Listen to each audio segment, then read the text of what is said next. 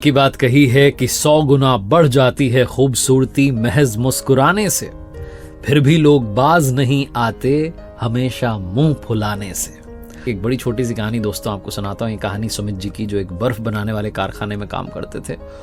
और जिस फैक्ट्री में वो काम करते थे वहां पर बहुत सारे मजदूर, बहुत सारे अधिकारी, कर्मचारी, सब लोग जाते थे।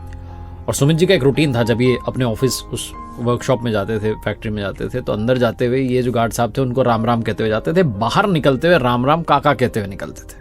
हमेशा का था, बड़े खुश होकर के, मुस्कुरा करके उनसे बात करते थे। एक दिन सुमित जी जो थे फैक्ट्री में, जब शाम में निकलने का समय था, तो इनको लगा कि एक बार फ्रीजर रूम में जाकर के देख आता हूँ क्या हालत है। तो ये फ्रीजर रूम में गए हुए थे और वहां पर इनको थोड़ा समय लग गया। और क्योंकि छुट्टियों का समय था, लोग जल्दी में थे अपने घर जाने की, तो छुट्टियों का सीजन शुरू होने वाला था, फटाफट फटाफट लोग निकल रहे थे।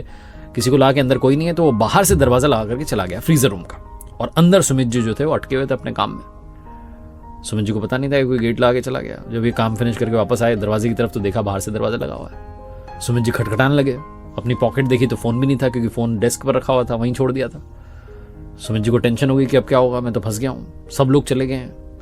वो दरवाजे में छोटा सा ग्लास बना हुआ था, उस ग्लास से बाहर की तरफ देखा, कोई नहीं दिख रहा था, सन्नाटा हो रहा था। और फ्रीजर रूम में ठंड बढ़ती चली जा रही थी, टेंशन बढ़ती चली जा रही थी कि अब जान जाने वाली है। सुमित जी को लग रहा था कि वैसे भी छुट्टियों का सीजन शुरू हो रहा है, शायद ही कल कोई आए, और अगर कोई आया भी तो पता नहीं कब आएगा, कब दरवाजा खोलेगा, मेरे पास तो फोन भी नहीं, मैं कैसे बुलाऊं किसी को मदद के लिए। दिमाग खराब हो गया। चारों तरफ बर्फ थी, तो ठंड बढ़ती चली जा रही थी, ठिठुरन होने लगी। कोने में जाकर के दुबक करके बैठ गए और भगवान से प्रार्थना करने लगे कि प्रभु मुझे बचा लो, मुझसे जो पाप है उनके लिए मुझे क्षमा कर दो, मुझे पता नहीं मैंने क्या गलती कर दी कि मैं यहाँ पर आज फंस गया हूँ।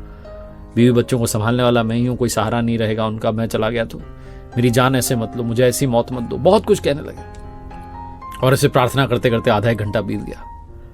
1 घंटा करीब बीता होगा कि अचानक से खटखट की आवाज आई। अब इनके अंदर इतनी भी हिम्मत नहीं थी कि जाकर के देखें दरवाजे पर कौन है। दरवाजा खुला और गार्ड साहब अंदर चले आए। सर जी आवाज दे रहे थे। गार्ड साहब ने देखा अंदर, तो कोने में दुबक करके सुमित जी बैठे हुए थे।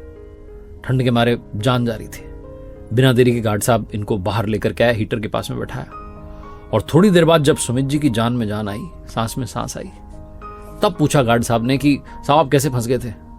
सुमित जी ने कहा वो तो मैं फ्रीजर रूम में कुछ देखने के लिए गया था, किसी ने बाहर से दरवाजा लगा दिया, पर आप मुझे बताओ कि आपको कैसे पता चला कि मैं अंदर हूं। यहाँ तो इतने सारे लोग आते हैं, आपको कैसे पता चला कि मैं अंदर हूं और आप मुझे ढूंढते ढूंढते चले आए। गार्ड साहब कहने लगे कि अरे साहब आप ही तो जो इतने प्यार से बात करते हो, कुछ ही लोग हैं यहाँ पर जो मुझसे ढंग से बात करते हैं, वरना सब लोग नजरअंदाज करके, इग्नोर करके चले जाते हैं। आप आते हो सुबह सुबह तो राम राम कहते हो, जाते हो तो राम राम काका कहते हो। आज सुबह का राम राम तो मैंने सुन लिया था, जाते हुए का राम राम काका नहीं सुना था। मैं उसी का इंतजार कर रहा था। मुझे लगा शायद आप किसी काम में अटके हो, बहुत देर हो गई, तो मुझे लगा कोई अनहोनी ना हो गई हो, तो मैं अंदर कारखाने में देखना चला आया। आप कहीं दिखे नहीं, आपके डेस्क पर फोन रखा हुआ था, इसका मतलब आप अंदर ही हो। मैं आपको ढूंढता रहा, फिर मुझे लगा कोई बड़ी बात तो नहीं हो गई, इसलिए मैं फ्रीजर रूम की तरफ चला आया। वैसे तो दरवाजा बाहर से लगा हुआ था, लेकिन फिर भी कोई अनहोनी का अंदेशा मुझे हो रहा था, इसलिए मैंने दरवाजा खोल के अंदर देखा और भगवान की कृपा थी कि आप सुरक्षित मिल गए। सुमित जी कहने लगे कि गार्ड साहब आपका धन्यवाद, आपने मेरी जान बचा ली आज, वरना मेरी मौत हो जाती। गार्ड साहब हंस के कहने लगे नहीं मैंने जान नहीं बचाई, वो तो राम राम कहते हो ना आप, राम जी ने आपकी जान बचाई है। बहुत छोटी सी कहानी है जिसका सार ये कहता है कि नमस्कार करना, राम राम कहना, अभिवादन करना सबका बहुत इंपॉर्टेंट है। आपको नहीं पता कौन आदमी कब आपके काम आएगा, और राम राम कह रहे हो, प्रभु का नाम ले रहे हो, तो प्रभु तो आपकी रक्षा कर ही लेंगे। अभिवादन करना, ग्रीटिंग जो है बहुत इंपॉर्टेंट है लाइफ में।